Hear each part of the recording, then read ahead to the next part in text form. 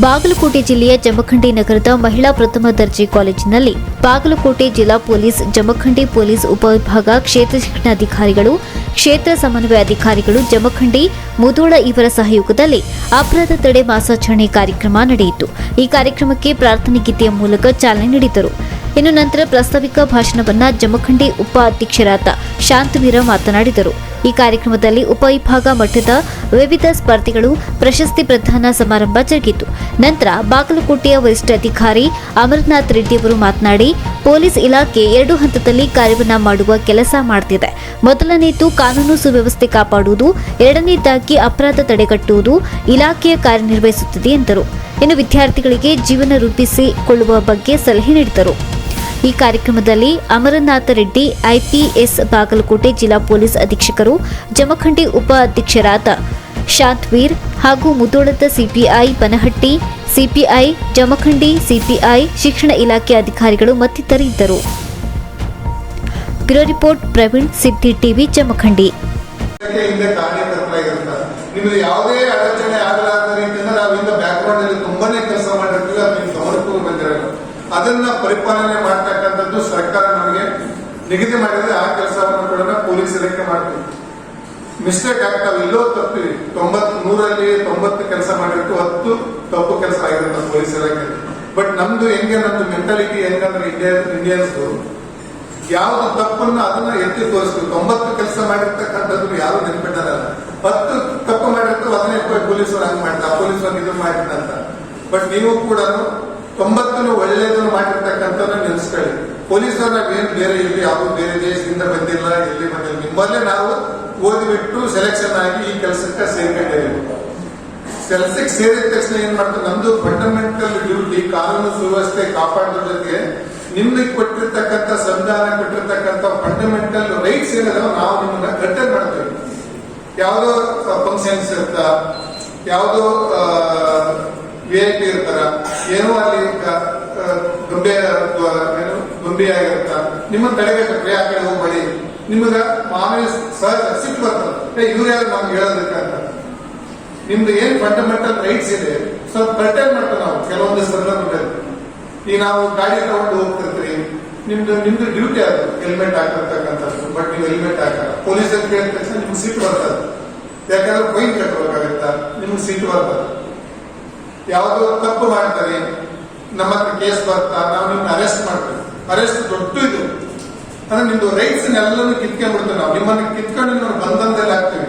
ಮನುಷ್ಯನಿಗೆ ಸಿಟ್ಟು ಬರ್ತದ, ಅವಾಗ ನಿಮ್ಗೆ ಪೊಲೀಸರ ಬಗ್ಗೆ ಸಿಟ್ಟು ಬರ್ತದೆ. ಬಟ್ ನಮ್ದು ಏನ್ ಡ್ಯೂಟಿ ಇರುತ್ತೆ, ಕಾನೂನನ್ನ ಪರಿಪಾಲನೆ ಮಾಡ್ತಿರ್ತೀವಿ.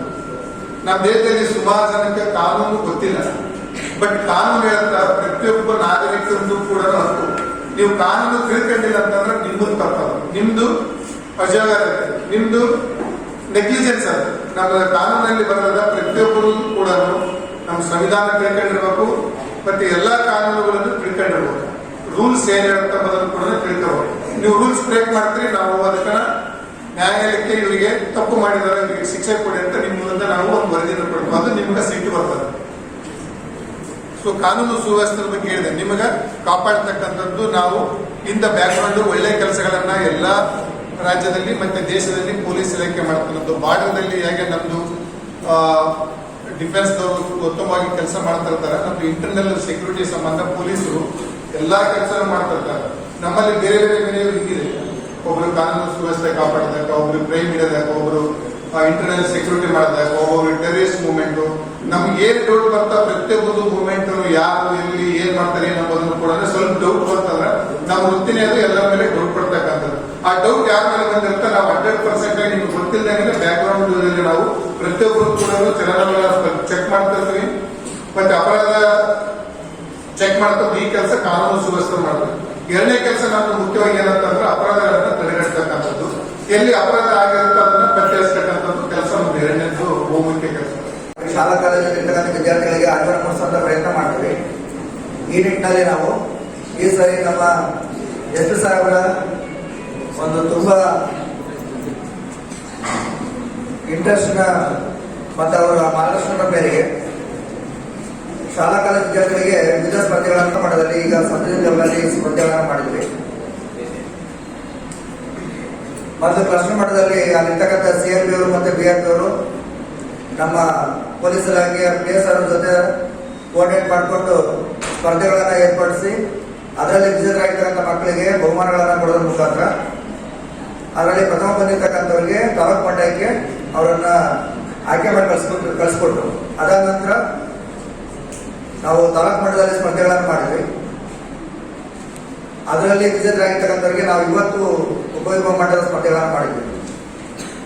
ವಿಶೇಷವಾಗಿ ನಾನು ಈ ಸ್ಪರ್ಧೆಗಳನ್ನು ಅಚ್ಚುಕಟ್ಟಾಗಿ ನಡೆಸೋದಕ್ಕೆ ನಮಗೆ ಮಾರ್ಗದರ್ಶನ ಮಾಡಿರ್ತಕ್ಕಂಥ ನಮ್ಮ SP ಸಾಹೇಬರು ಮತ್ತು ಅಡಿಷನಲ್ SP ಸಾಹೇಬರು, ಇದಕ್ಕೆ ಸಹಕಾರ ಕೊಟ್ಟಿರ್ತಕ್ಕಂಥ ನಮ್ಮ 3 ಜನ CP ಅವರು ಹಾಗೂ ನನ್ನ 8 ಜನ PSR ಅವರಿಗೆ, ವಿಶೇಷವಾಗಿ ಇದಕ್ಕೆ ಇಷ್ಟೊಂದು ಯಶಸ್ವಿಯಾಗಿ ಕಾರಣೀಕರ್ತರಾಗಿರ್ತಕ್ಕಂಥದ್ದು ಶಿಕ್ಷಣ ಇಲಾಖೆ, ನಮ್ಮ ಜಮಖಂಡಿಯ BO ಬಸವಣ್ಣ ಸರ್ ಮತ್ತೆ ಮುಧೋಳದ BO ಆಗಿರ್ತಕ್ಕಂಥ ಮುಲ್ಲಾ ಸರ್ ಅವರು, ಹಾಗೆ ಅವ್ರ ಜೊತೆ ಕೆಲಸ ಮಾಡ್ತಕ್ಕಂಥ ಎಲ್ಲ BRP ಅವರು, CRPಗಳು, ಹಾಗೆ ನಮ್ಮ ಶಿಕ್ಷಕರವರು, ಅನೇಕ ಸಂಪನ್ಮೂಲ ವ್ಯಕ್ತಿಗಳು, ಇವರೆಲ್ಲರೂ ಕೈ ಜೋಡಿಸಿ ಇದನ್ನ ತುಂಬಾ ಯಶಸ್ವಿಯಾಗಿ ಮಾಡ್ಕೊಟ್ಟಿದ್ದಾರೆ. ಹಾಗಾಗಿ ನಮಗೆ ನಾನು ಇಲಾಖೆ ವತಿಯಿಂದ ವೈಯಕ್ತಿಕವಾಗಿ ಧನ್ಯವಾದ ಹೇಳಕ್ಕೆ ಇಷ್ಟಪಡ್ತೇನೆ.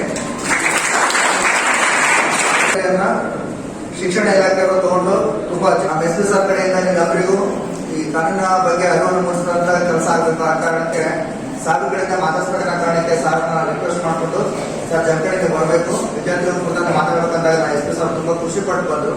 ಸನ್ಮಾನ್ಯ IPS ಅಧಿಕಾರಿಗಳು ಎಲ್ಲಾ ಸಮಯವನ್ನ ಇದಕ್ಕಾಗಿ ಮೀಸಲಿಟ್ಟು ಬಂದಿದ್ದಾರೆ. ಸುಮಾರು 100 ಕಿಲೋಮೀಟರ್ ಆಗಿದೆ. ನಾವು IPS ಅಧಿಕಾರಿಗಳನ್ನು ನೋಡೋದ್ರವಾಗ ಹೆಚ್ಚಾಗಿ ಟಿವಿಯಲ್ಲೆಲ್ಲ ನೋಡ್ತಾ ಇದ್ದೀವಿ, ಬೇರೆ ಬೇರೆ ಕಾರ್ಯಕ್ರಮಗಳಲ್ಲಿ ನೋಡ್ತಾ ಇದ್ದೀವಿ. ಬಟ್ ಇವತ್ತು ಅವ್ರ ಜೊತೆ ನಾವು ವೇದಿಕೆ ಹಂಚ್ಕೊಂಡ್ರೆ ಒಂದು ಕಡೆ ಖುಷಿ ಆಗ್ತದೆ. ಜೊತೆಗೆ ನಮ್ಮ ಗ್ರಾಮೀಣ ಪ್ರದೇಶದ ಮಕ್ಕಳು ಕೂಡ ಅಂತ IPS ಅಧಿಕಾರಿಗಳನ್ನ ನೋಡಿ ಅವರು ಕೂಡ ನಾವು ಈ ರೀತಿಯಲ್ಲಿ ನಡಿಬೇಕಂತಕ್ಕಂಥದ್ದು ಒಂದು ಮಾರ್ಗದರ್ಶನ ಆಗ್ತದೆ ನಾವು ವೈಯಕ್ತಿಕವಾಗಿ ಬಯಸಿಕೊಂಡಿದ್ದೇವೆ. ಕಾರಣ ಇಷ್ಟೇ, ನೀವು ಈಗೆಲ್ಲ ಆಗಬೇಕು, IPS ಆಗಬೇಕು ಅಥವಾ ಬೇರೆ ಅಧಿಕಾರಿಗಳಾಗಬೇಕು ಅಥವಾ ಒಂದು ಸರ್ಜನ ಆಗಲಿಕ್ಕೆ ಕಷ್ಟವಾಗಿತ್ತು. ಹಾಗಾಗಿ ಅದನ್ನ ನಾವು ಹೇಗೆ ಮಾಡಬೇಕು ಅನ್ನೋದ್ರ ಬಗ್ಗೆ ನಮ್ಮ DSP ಸಾಹೇಬರು ನಮ್ಮದೇ ಇರ್ತಕ್ಕಂಥ ಒಂದು ಕನಿಷ್ಠ ಬೀಜವನ್ನ ಮಕ್ಕಳ ತಲೆಯಲ್ಲಿ, ಹೃದಯದಲ್ಲಿ, ಆತ್ಮದಲ್ಲಿ ಬಿದ್ದರೆ ಸರಿ ಆಗ್ಬೋದು ಅಂತಕ್ಕಂಥ ದೃಷ್ಟಿಕೋನದಿಂದ ಅವರು ವಿಚಾರವನ್ನ ಹಾಕಿದ್ದಾರೆ. ನಾವು ಪ್ರಪ್ರಥಮವಾಗಿ ಅವರಿಗೆ ನಾವು ಇಲಾಖೆ ತರಗತಿಯಲ್ಲಿ ಓದುತ್ತಿದ್ದೇನೆ. ನಾನು ಶ್ರೀ ಸಂಗಮನಾಥ ಪ್ರೌಢಶಾಲೆ ಮುಧೋಳದಿಂದ ಬಂದಿದ್ದೇನೆ. ಇವತ್ತು ನಾನು ಚರ್ಚಾ ಸ್ಪರ್ಧೆಯೊಳಗ ಪಾರ್ಟಿಸಿಪೇಟ್ ಮಾಡಿದ್ವಿ. ಅದ್ರೊಳಗ ನನಗೊಂದು ವಿಚಾರ ಬಂದಿತ್ತು. ನಮ್ಮ ಸಮಾಜದೊಳಗ ಅಪರಾಧಗಳ ಹೆಚ್ಚಳಕ್ಕೆ ಕಾರಣ ಮೊಬೈಲ್ ಅಂತ. ಹೌದು, ನಾನು ಇದನ್ನ ಒಪ್ಕೊಂತೀನಿ, ನಾನು ಇದ್ರ ಪರವಾಗಿ ಮಾತಾಡ್ತೀನಿ. ನಮ್ಮ ಸಮಾಜದೊಳಗ ಎಷ್ಟೋ ಅಪರಾಧಗಳು ನಡೆಯಕತ್ತವ, ಆದ್ರೆ ಹೆಚ್ಚಾಗಿ ಅದಕ್ಕೆ ಮೊಬೈಲ್ ಕಾರಣ ಅಂತ ಹೇಳಕ್ ಇಷ್ಟಪಡ್ತೀನಿ. ಯಾಕಂತ ಹೇಳಿದ್ರ